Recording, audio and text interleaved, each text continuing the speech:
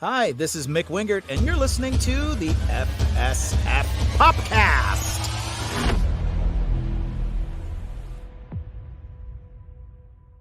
Hello, guys, and welcome to the FSF Popcast. I'm Tim. I'm your host, and of course, Kathleen, my trusty sidekick, is always here with me. That is you, yes. And today, we have a guest who has made his way back to the FSF Popcast, which also means that he should know better, but he came here anyway. We somehow talked him into it. But we are thrilled to welcome back the voice of Heimerdinger from Arcane, Toney Stark in Marvel Animation. There's the Joker in Batwheels. Panda. And so much more. And so much more. Guys, Mick Wingert, welcome back to the show, Mick. I like the sound of my own voice. Your voice has been playing a lot in my house lately. Oh? Batwheels has made its way back around into my daughter's watch through, which makes me very happy. I love that. That's such a great show with so much heart to it. I love playing the Joker on it, but actually, I really love playing Mo. Mo is kind of the, he's the Orko of the whole Batwheels set, for those of you who are old enough to get that reference. Right, boss? That's right. Mo. I love it. I don't need to host, by the way. I'll just do this thing for an hour. Let's do my routine, and we'll call it a day. No. How's that?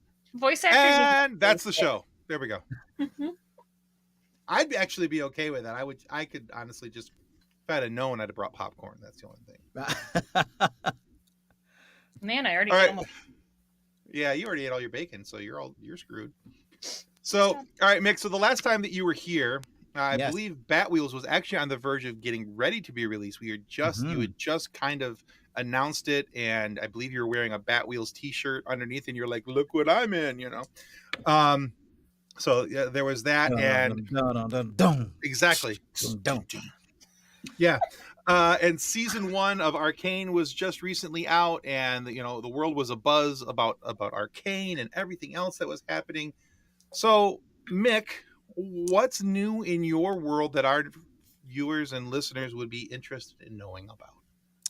Well, thank you for that intro in terms of like the retrospective. That's cool. Yeah. What I will say is, What If season 2 just dropped over the holidays to fairly positive reviews, and my lost episode from season 1 was included in season 2. The Sakaar episode where I got to basically be Toney Stark in the middle of a death race. And that was so fun to watch. I sat with an old friend of mine, and I have not seen it. They didn't give me any warning. I don't think I had any ADR for that episode, or if I did, it was minimal. And so I didn't see a whole lot of the sequences and stuff. I was blown away by how that episode turned out. There are a couple of others, right? There's the Happy Hogan turns into the freak and saves Christmas, which Toney is in for a minute. And then there's also, the 1602 episode where, the Avengers gather in the middle of the Renaissance, and that had some Toney in it. And I remember doing some ADR for that episode. But the Sakaar episode was absolutely that was what I was hoping would drop in season 1. And getting to share the screen with Jeff Goldblum and Cynthia McWilliams, who plays Gamora in that, and Valkyrie. Why can I not? Tessa Thompson, who plays Valkyrie. Yeah. I mean, and Taika Waititi. I mean, to be able to be in that and have all of those incredibly talented actors, screen actors and voice actors, and have such a seminal role in the whole episode was mind-boggling for me. That was a huge, huge deal. It's one thing to be Kung Fu Panda, and we did 80 episodes of Legends of Awesomeness and 20 some odd episodes of Paws of Destiny. And that's a franchise character, and I was arguably the lead of the show. But it's not the same, right? It's not the same as carrying on a legacy from the Marvel Cinematic Universe in a mashup of two beloved properties, right? Iron Man being a beloved property, and Thor Ragnarok being a beloved film within the franchise, like getting to be in the midst of that matchup, and they gave it that cinematic treatment where every name came across the screen in the pre-credits, which Legends of Awesomeness, arguably much bigger job, much wider exposure. But I got end credits at the end with everybody else just like for a second, just to fulfill the SAG minimum. And then we were out, right? So nobody was watching it, but this is like the lead in and everybody's names flying off the screen. And I'm second billing. I was like, I've never had something like that. What if totally blew my mind. I can say too, speaking, you spoke of Arcane, you were asking like what's on the horizon. Here's what I will say, because I have to be very, very careful. Understood. I will say that I did get a chance to do a screening of at least one episode of season 2, and fans are going to have their minds blown. Your minds will be blown. That's all I can say. Consider them pre-blown now, and then they will be officially blown once it comes out. Yeah. And I've been really happy to get some really positive feedback lately on my work as the talking flower in Super Mario Wonder, which is super fun. That's another one of those prestige gigs where you're like, oh my gosh, I'm part of this universe. I was like worldwide famous for about 10 minutes when somebody, I think on Reddit, it could have been 4chan though. In fact, now that I'm thinking about it, I think it was 4chan. Somebody on 4chan had hacked an early copy of the game and saw the cast list, but we cast members were not accredited with what roles. But through process of elimination, they knew that it was either me or Kevin Afghani, who was the new voice of Mario after Charles Martineau had announced his retirement. And for about 10 minutes, I had every news source in the world calling my agents, calling me. It was so cool, kind of, because I was like, oh, everybody thinks I'm a big deal. They're going to be really disappointed when they find out that I'm not Mario. And there's my 15 minutes of fame. All right, yeah, that was fun, guys. And we're done. I'm back to being Mick. Okay. But I've been getting really positive reviews as my work for my work as the talking flower, and arguably he has as many lines, if not more, than Mario in the game. And I'm having people contact me on social media. That's at Mick Wingert on Threads, Instagram, Blue Sky, and the artist formerly known as Twitter, at Mick Wingert. But I've been getting some great feedback, just saying like, "Oh, it's my favorite part of the game. It's so fun. It's he's cheering me on," and that's super fun. That's cool. So that's been kind of a big deal, and as it's been landing. Nice. That actually is like a perfect segue to one of the things I wanted to talk to you about, because we had talked last time about you being a voice match for Jack Black. Mm-hmm. And then I was thinking, I'm like, well, if Jack Black was the voice of Bowser for the Mario Brothers movie, if they did more with Mario Brothers and they cast you as Bowser, which would be fantastic. And I feel like yes, you're either wanting to talk about it or you can't talk about it. I saw the eyes. Anyway. But I mean, I love Jack Black's rendition of Bowser. Like, I love the way that he portrayed Bowser so much. And part of that, it's so like universally beloved. Well, except for my daughter. My daughter absolutely hates it. Oh, really? She hates it. She absolutely hates the Peaches song. To the point where when we go grocery shopping and we're in the produce section, I cannot even look at Peaches without her being like, "Mom, don't do it. Don't do it." And I'm like, but they're so cool. Don't do it. You know what I'm gonna sing to her the next time she comes on the video to chat with me, right? Okay. Do it. Yeah, she absolutely hates the song. It's hilarious. Is what that is. Yes. But I was thinking about it. I'm do like, my part. if you got to do Bowser's voice in a new Mario cartoon or a Mario game, what would you want to add to his backstory to make us love to hate the King of the Koopas that much more? Gosh, what would I add to his backstory? I wouldn't be allowed, because I'm not a writer, as it were, right? That's the writing room and the showrunners and stuff. But I would say that and I'm talking a little bit out of my depth here because I was not tapped to do anything for Jack as Bowser at all. But fingers crossed. And I don't know. I mean, I honestly, it's not even just me Sure. being an industry insider. Like, I don't know of any projects that are coming up in regard to that. But his performance as Bowser is really seminal. So I don't know what I would add to his backstory.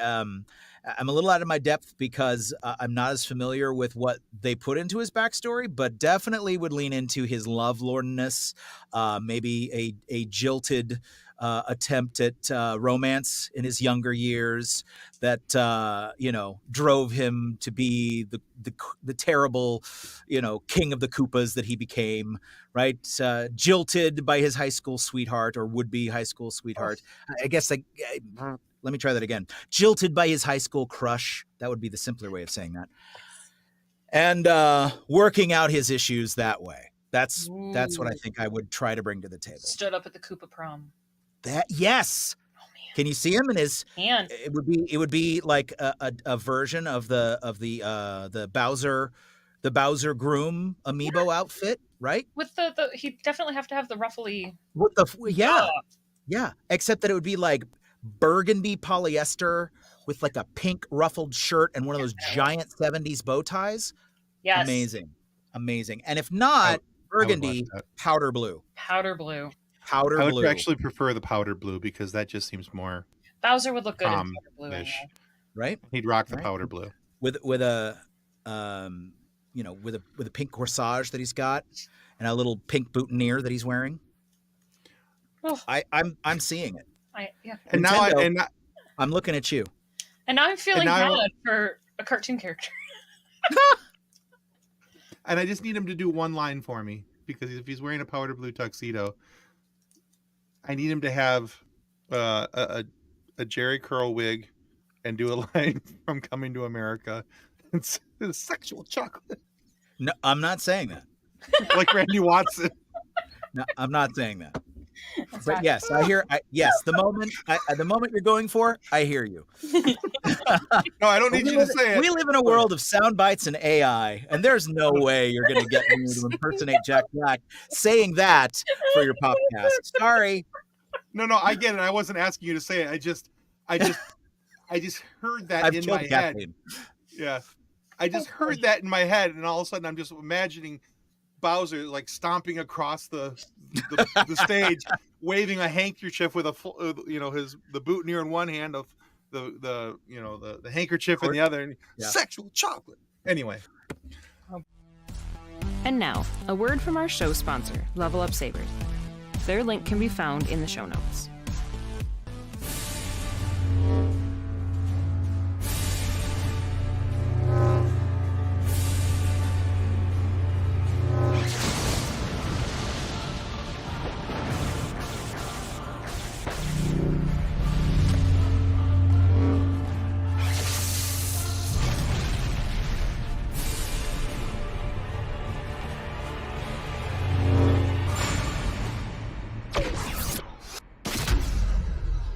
Well, another thing you did, Mick, is you were kind enough to do an email interview for our website. Oh, and yeah. I appreciate you doing that. That was really cool. And we've had I've had some messages sent to us. People appreciated it. They liked reading it. And so it's been very cool that you did that. Now, in the email interview, you talked about how the version of Batwheels, Joker rather, for Batwheels, was made for preschoolers and how that was a challenge for you. I was hoping that you'd be willing to expound a little bit more on that. Sure. Because, what specifically about the character increased the difficulty level? So when you're doing a character for a preschool show, whether you're a protagonist or an antagonist or a supporting character, you got to remember your audience. Now, Kathleen has a 5-year-old at home, and here's what I know about 5-year-olds I learned from my wife, is that brain development is a physiological process that affects how they can see the world. So until the age of about 7 or so, all of us are known as are what is known as, I don't speak English, I'm sorry. I barely All do of us either. It's are fine. what are known as concrete thinkers. All I'm trying to say is we think concretely. We are not capable or as capable of abstract thought, Okay. which means that if for a preschooler, if a character exists on TV, even if it's a cartoon, that person, that character exists in the real world to some degree. Which is why so many of us who in the 70s and 80s grew up with the yearly broadcast on CBS of The Wizard of Oz were traumatized by the fact that Margaret Hamilton was so scary as the Wicked Witch of the West. Because when we were that little and watching it, even on television, even though this was a movie from the 40s, that person existed. And she's terrifying. So you have to be careful when you're writing a show for young kids that the concrete versions of the characters that you're giving them to live in their actual world are approachable and safe, even if they're antagonistic. So Oh, yeah. Okay. the version of the Joker that you're getting in Batwheels, just like the version of the Riddler that you get in Batwheels and the version that you get of the Penguin and any of the other Bat villains, and also why they don't have characters like Zsasz and Killer Moth and that kind of thing, is because the versions of these characters need to be approachable so that they are not a legitimate threat to the kids themselves. They become sillier versions, or I always call them nerfed. They get nerfed, like you would nerf a video game character. Sure. Yeah, you nerf what's at stake so that they're still palatable to the audience. Now, it's a delicate dance because if you nerf a character too much, they just become insipid, even for a preschooler.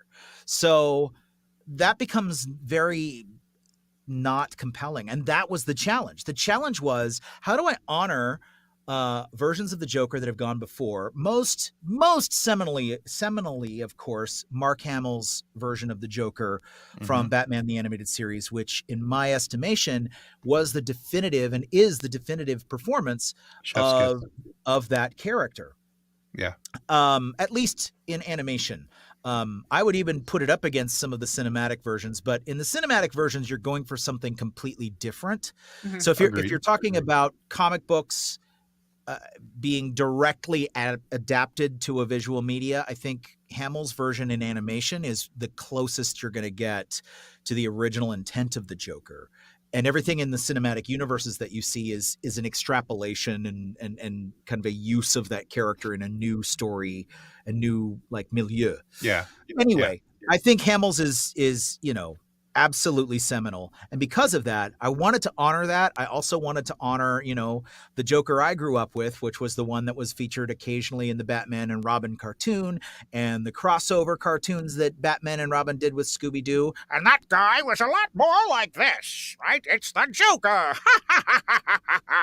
Because it was the 70s and, that's what they thought kids wanted to watch. So I was like, okay, so this is for preschoolers. The Joker's been my dream character since Nicholson played him in the 80s, and even before that, I always liked the character. I just love the theatrics of purple and green and that white face and just the whole clown prince of crime, and that's what they were looking for, was this feeling of fun clown, kind of the role the Joker took in the 60s after the comic book code was started to be enforced and Batman went on all these wacky adventures. The Cesar Romero version of the Joker was based on that, the clown prince of crime. And so Batwheels wanted to get back to that, but with kind of a modern vibe. So I gave him kind of that little thing that Hamill does, right? Where he goes up and down and then he gets really low like that. And he does that kind of thing. But I knew that I couldn't take it too dark. Right? Oh, bats. You and me were designed to do this dance forever. Right? He does that whole thing and he gets all dark. Well, they can't have that in a show for 4-year-olds. So I kind of went down here like this, but I always kept him very goofy. And then I would throw in my big laugh and I made him a bit musical so that I would lean into the goofiness. And every once in a while, he gets a little Stewie Griffin in there, too. like when he gets huffy. There's an episode out now where he plays Dr. Joke, and basically it's that Redbird who's like the Robin. He's Robin's little sport car vehicle in the Batwheels, and he's kind of like the kid brother character. So Redbird has been reading these James Bond equivalent comic books and fancies himself a super spy. So he gets, Mo gives him some super spy gadgets and he starts to crack this case, and Joker is there and he's got his like Nehru jacket and everything else. And the original version in the original script, it was Joke Finger. He was playing Joke Finger, which I thought was hysterical, but S&P wouldn't let it go because they just were being cautious, even though there's nothing about Joke Finger that is untoward. They wanted to avoid even the appearance of being untoward. So he became Dr. Joke. I get it, yeah. And so, there's several moments in the Dr. Joke episode where he goes down here like this before he comes back up here like that. It's so fun. I would encourage all of you, if you have, it's on HBO Max. I think they do broadcast them on Cartoon Network as well. But on HBO Max, you can watch them at will. It's probably my favorite. Yeah, it's just such a great episode. There's another one where he and Harley are, throwing bananas all over the city to make the people slip and fall and do pratfalls for physical comedy, and they have to be stopped. And that's the kind of thing that is super fun to play, but it is a challenge because we all know the Joker in his more modern version, right? We know him as the psychotic, homicidal, man who laughs. Right. And that needs to be honored at the same time as it needs to be, you need to make sure that your audience can still connect. That's a great answer, and it makes a whole lot of sense now that I hear you explain it, because thanks. I was curious about what the differences could be, because I haven't watched a ton of Batwheels. I don't have any 5-year-olds in my house. Although that answer also doesn't hold a lot of weight, because I do watch some Bluey. So, you have to practice for being a grandpa. I'm getting there. My first grandson's coming in a little over a month. So that's awesome. Yeah, I'm very, very, very excited about that. His name is Lucas, and I can't wait for Lucas to get here. And his daughter-in-law posted ultrasound pictures the other day, and he's got the chubbiest cheek. Massively chubby cheek. I just want to chew on him. So sweet. Just in the ultrasound picture, even like looking at how gigantic these cheeks are, I'm like, oh my word.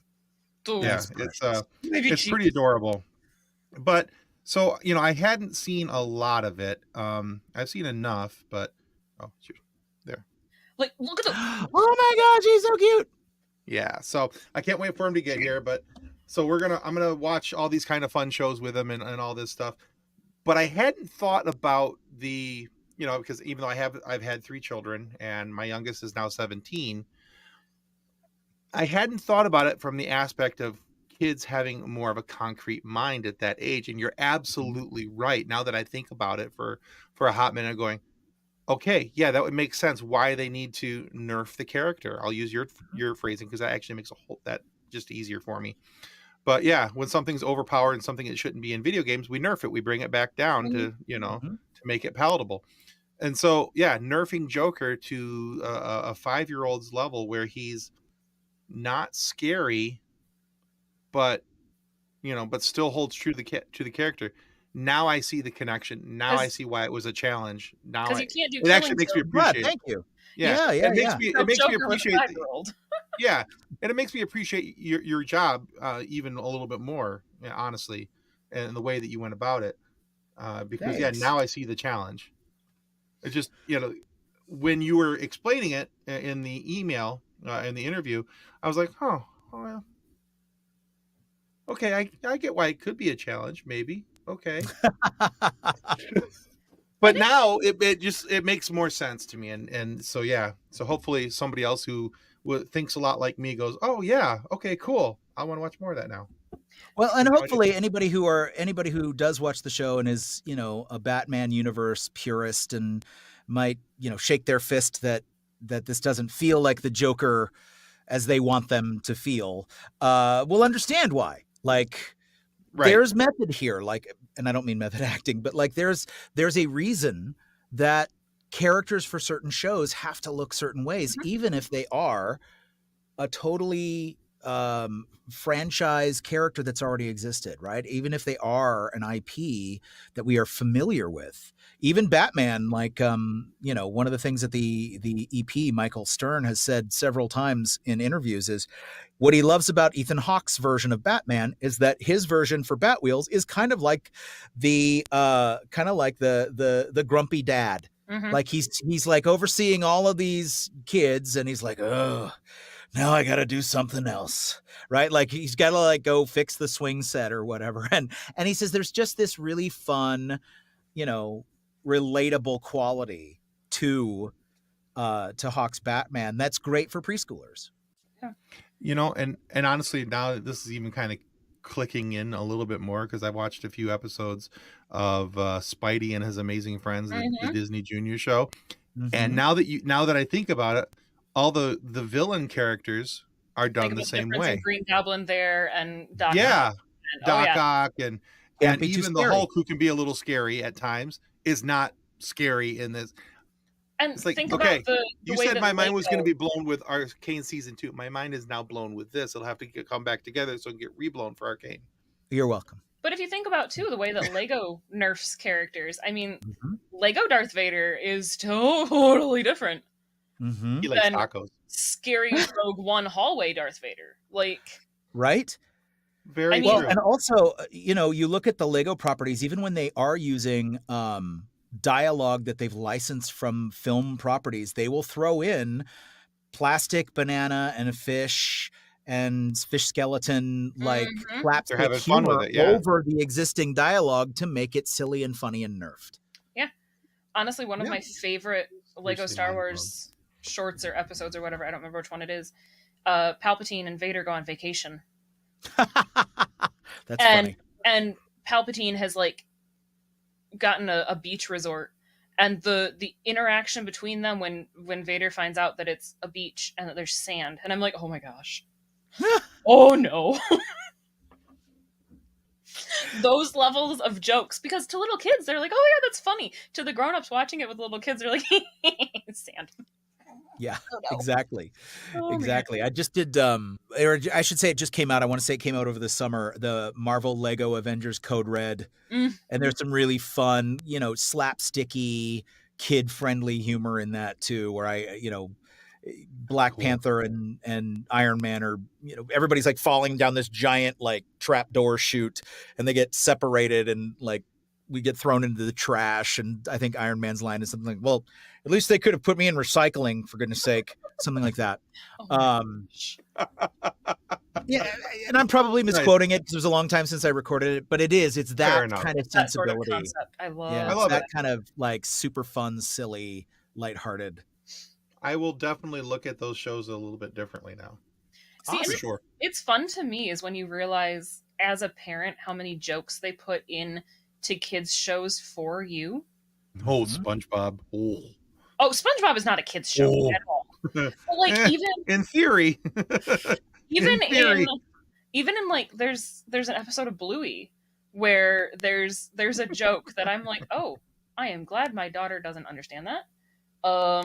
Because Chili comes out on her bicycle and Bandit is very excited about seeing his wife, and his camera goes off. But it's just like the look, and as the camera flashes and the Polaroid picture pops out, and I'm like, oh, I'm so glad she doesn't get that. So glad she doesn't understand. How you doing? How you doing? Or in Trolls, the newest Trolls movie, in Band Together. So the Bergens are on their honeymoon, and there's a line as the Bergens have been tied up and are being kidnapped. There's a line from Bridget that's not how she anticipated getting tied up on her honeymoon, and I'm like,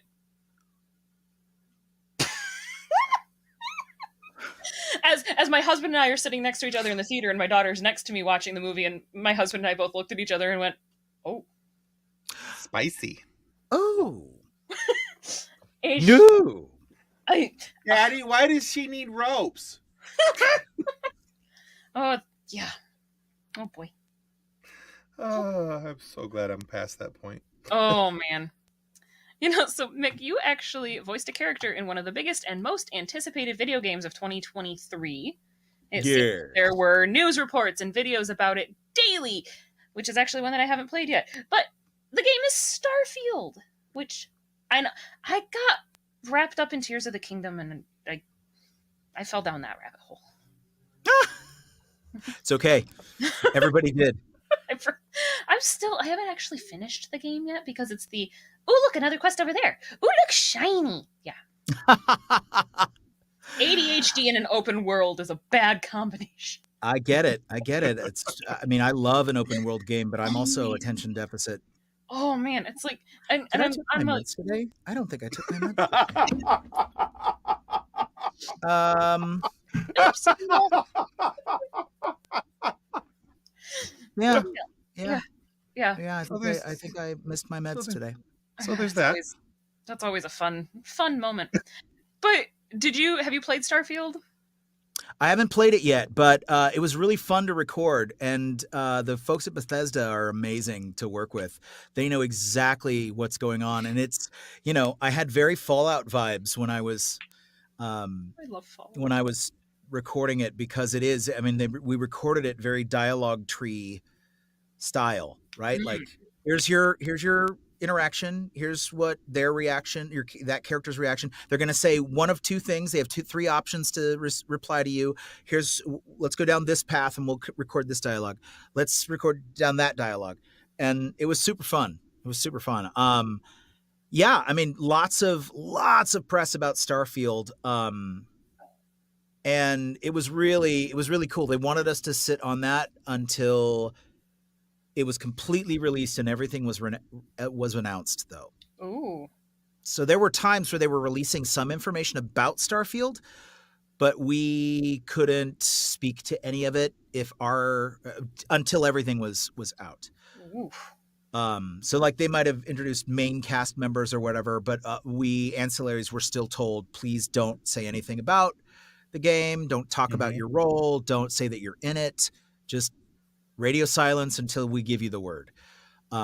Video game properties are super NDA when it comes to that stuff, and you'd think that there'd be a reasonable accommodation, but there isn't always a reasonable accommodation. Sometimes it is, we want to make sure nothing gets out except as we control it. Yeah. We need to control the narrative here for marketing purposes, corporate, whatever, espionage, Right. all that stuff. We want to protect the IP, so it's just better if nobody says anything. And that's kind of how it was. I can only imagine with Bethesda, with as many massive games as they have, that's a big thing for them with the nope, huge. Don't touch it. Don't touch it. Yeah.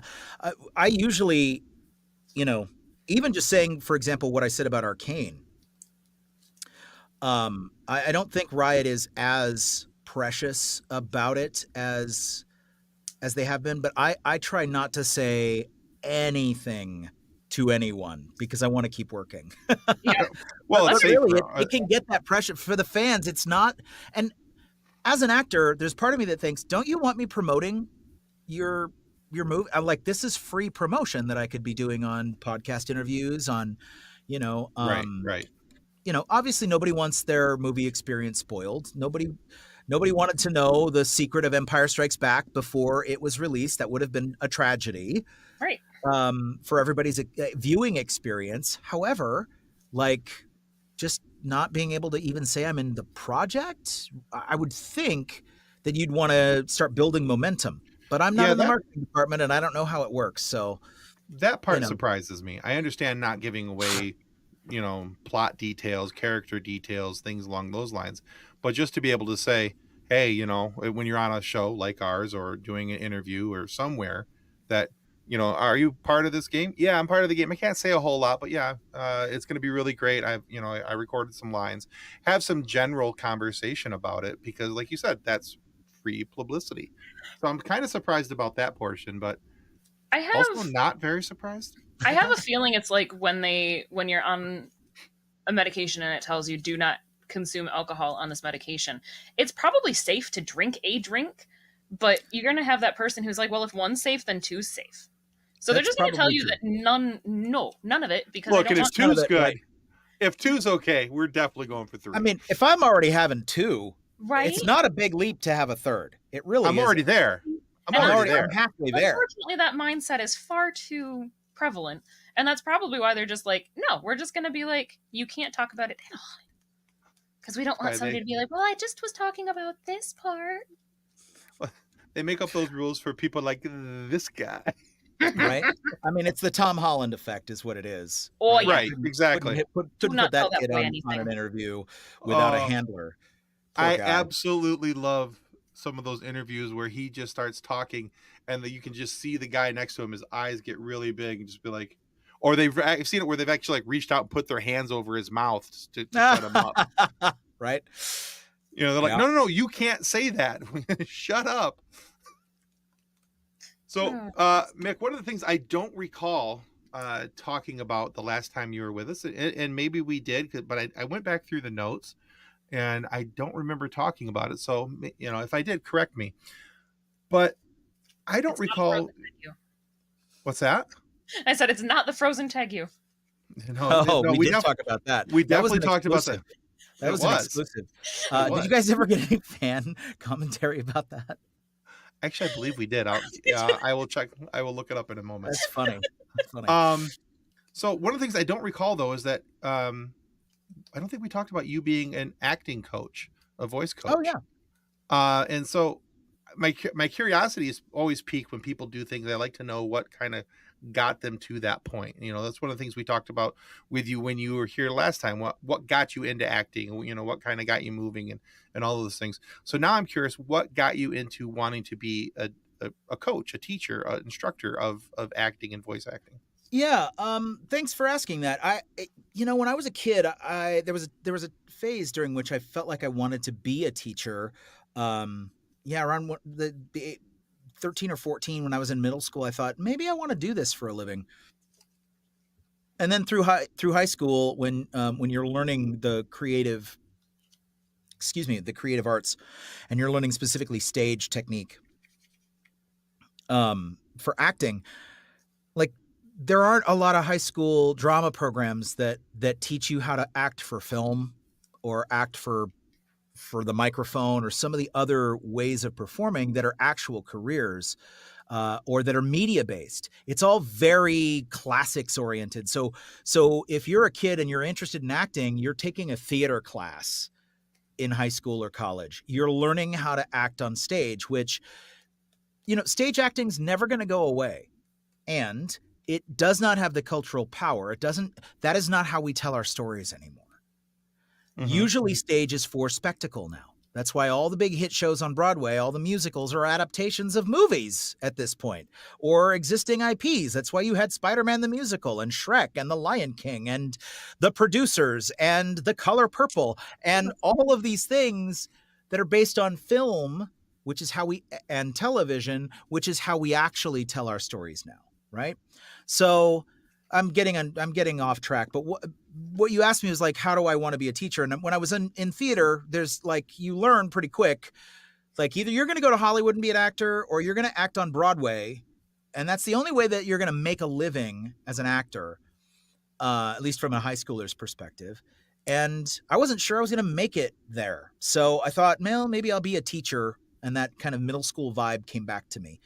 And then, when I saw that I actually was making it as an actor and I'd thrown my hat in the ring and it was not a plan. There was not a plan B in place. Like I was at a point where I was trying to get control of some things financially in my life. And I loved being in what we call a voiceover workout group, which this is like a group of peers, however you met. I happened to meet the ones I was involved in the group with through a class that I took. I took an animation class, met a guy that was in that animation class. He was in a weekly group that met in somebody's garage, right? Who had the guy whose garage it was. He has a band that he still tours with every once in a while. And they're just a little local party band that, does bar mitzvahs and, mall openings and things. And, And he would just set up some of his sound equipment from the band.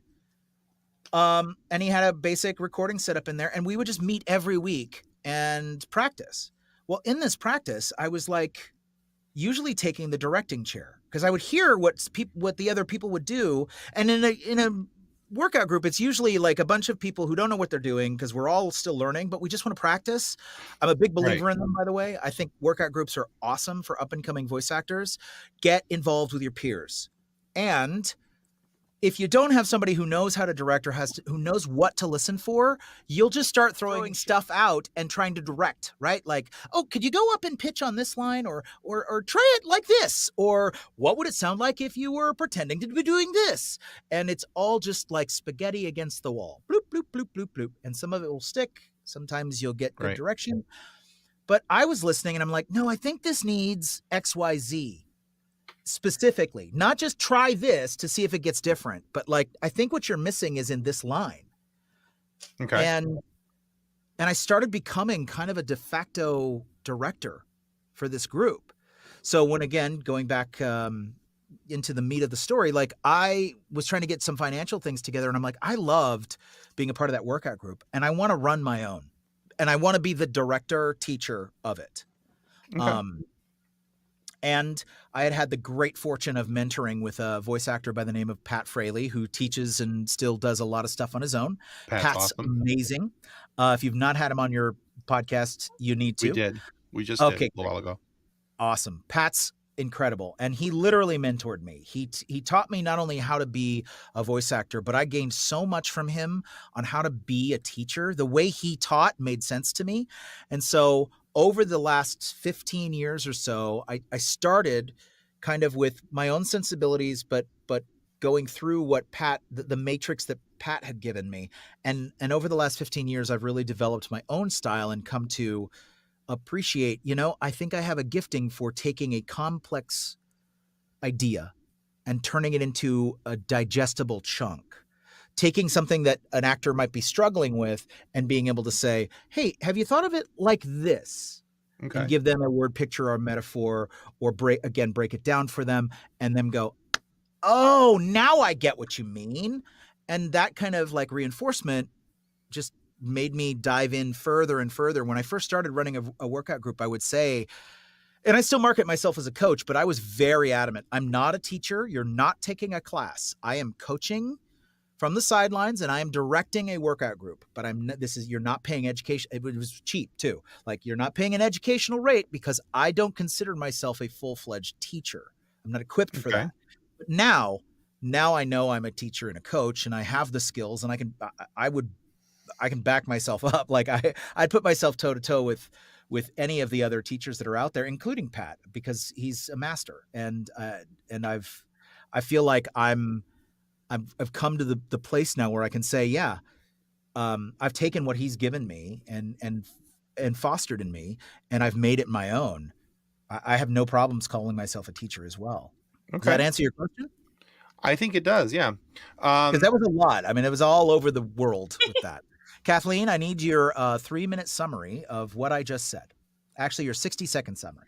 I was too busy crocheting because my ADHD is also acting up. Gotcha. Should have taken your meds today.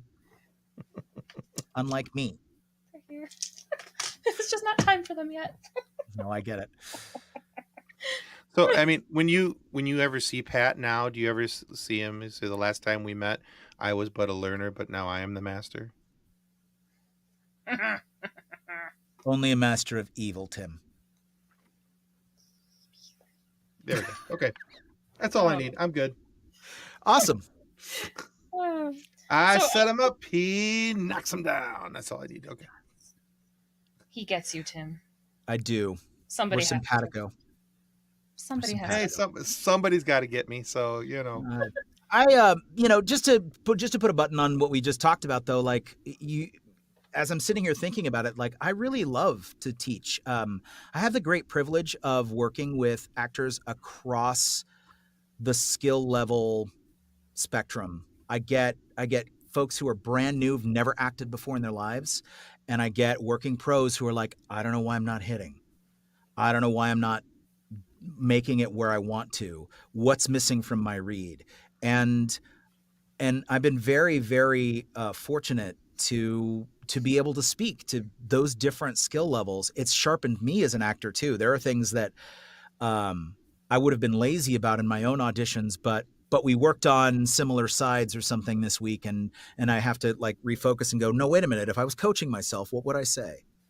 What would I say about that read? That I know that's not up to snuff. What does it need? And it just makes me a better actor and teacher to work with all those skill levels. It's so cool. I'm very lucky. I think that's really very cool, because I think anything that we're going to do, if we're going to be successful at it, there has to be a heart drive to it. You know, Sure. you have to have that in your seat of motivation to say, I'm doing this because of this reason, and here's the reason why I'm doing it. And I think that to me, that makes a lot of sense, because it's not just something that you're doing just for kicks and giggles. You're doing it because it's rooted deeper in you from way back when, and it's just another way that it's kind of bubbled up to the surface. And so for me, that's a very cool aspect as to why you're doing it. It's not just doing it because, hey, I had some downtime and I needed something to do, you know? So to me, it's always cooler to hear somebody talk about something that's, you know, a passion that has a deep rooted seat in their heart. So I think that's really very cool. So All right. So, Mick, as all of our other questions have been oh so serious, we like to end our show with a silly question. Ooh, I love silly questions. Let's see if I can come up with a silly answer. Well, so the one that we've decided most recently has been fun to ask is one that we get asked so much as kids, and then when we're grown-ups, nobody cares anymore, which is a darn shame. Okay. Criminal, if you ask me. Yes. Mick, what is your favorite dinosaur? Oh. See, it's a question you're asked all the time as a kid, and then when you're grown up, nobody cares. They stop when you're like 12 or 13. I think that was the last time I was asked. That's a really, really good question. Because there are so many that are so cool. Right? Yeah. What? Oh, there's one that's on the tip of my tongue, but I don't want to say it wrong. That's okay. We say a lot of things wrong. Okay. So I don't know how this came about, but somewhere in my schooling and watching too much television as a child, I learned that Tyrannosaurus Rex was one of a category of dinosaurs that included Allosaurus, who was a little smaller than T-Rex. But I want to say there's a Gorgosaurus? The Gigantosaurus? No, Gorgosaurus. I the don't prettiest know, of all but he looks dinosaurs. like a T-Rex. He's just bigger. And he's not, maybe it is Gigantosaurus, but I don't think so. Hold on a Gorgeous. second. I'm looking it up. See, I said it wrong. Oh yeah, no, Gorgosaurus. And he looks like a Gorgosaurus. T-Rex, but he's like Yes. kind of round-headed. Yes. That's my favorite dinosaur. Oh. So hold on a second. Let me. see My if I can- second favorite, just for sheer power, and I think is a terribly underrated dinosaur. Oh yes, there we go, Gorgosaurus. That's my boy right there. Those are really cool. That's a my cool boy. picture. The other one that I think is criminally underrated is Ankylosaurus. No, sorry, Stegosaurus, the one with the plates on the back of the tail and the spikes on the back of the, or the plates on its back and the spikes on its tail. Like Looks like he's swinging a mace on the end of his tail. that's So that's Ankylo. Gigantosaurus. Yeah, I'm thinking Oh. of the Stegosaurus with the giant like standing up plates. Punch-down plates. And his tail has spikes on it, like 2 spikes on either side. They are really cool. Stegosaurus. Also, there was a little known Oh yeah. there was a little known Marvel villain for Spider-Man that was basically kind of a 1 or 2 shot storyline in the early 80s, maybe the late 70s, with a character named Stegron. And Stegron was basically the Lizard. He was like a colleague of Dr. Connors who took the lizard formula but used Stegosaurus DNA instead of lizard DNA Oh, and became like the bigger, badder lizard. But then, like I'm sure because it's Marvel Comics, they brought him back later. But I remember really liking him, and he was only a 2-shot, like one-off villain. He wasn't like a part of the ongoing rogues gallery for Spidey. So I felt really special that I knew who he was, and all my friends were like, "You're just talking about the lizard. He's just that green guy." No, he was yellow, and he was like dinosaur, and he was awesome. Oh no, you're getting it wrong. So I felt really, really special because I knew who Stegron was. Nice. As a one-off. Just the way I feel very special that I know who the Wrath is in the Batman universe. Wrath is the one of the many anti-Batman, but he came around in like the late 80s, and his mask is the shape of Batman's, but it's a big W for Wrath. And his origin, his two parents were thieves, and they were killed by a cop in the middle of a robbery. And so he's seeking grim justice, and he's basically Batman, but in purple and brown, of all things, who carries a gun. That's a hideous color combination. Right? You're welcome. Also purple and reds. There's sometimes that he's depicted in purple and red, but so he's part of the Red Hat Society? Yes. He goes out with all the 80-year-old ladies for tea in his red hat. And he shows up at like concerts and zoo days and things. It's amazing. I love it. Tim's just like, I don't even know what to do with you guys. So there you go. That's my answer about my favorite dinosaur. I love it. I love it because like we've had the reaction of everything from the excitement of the you're not asked that anymore to the who asks that? It's like rude.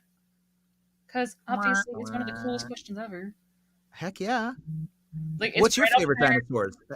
Not for your audience. They already know, I'm sure. There he is. That's not his normal color scheme.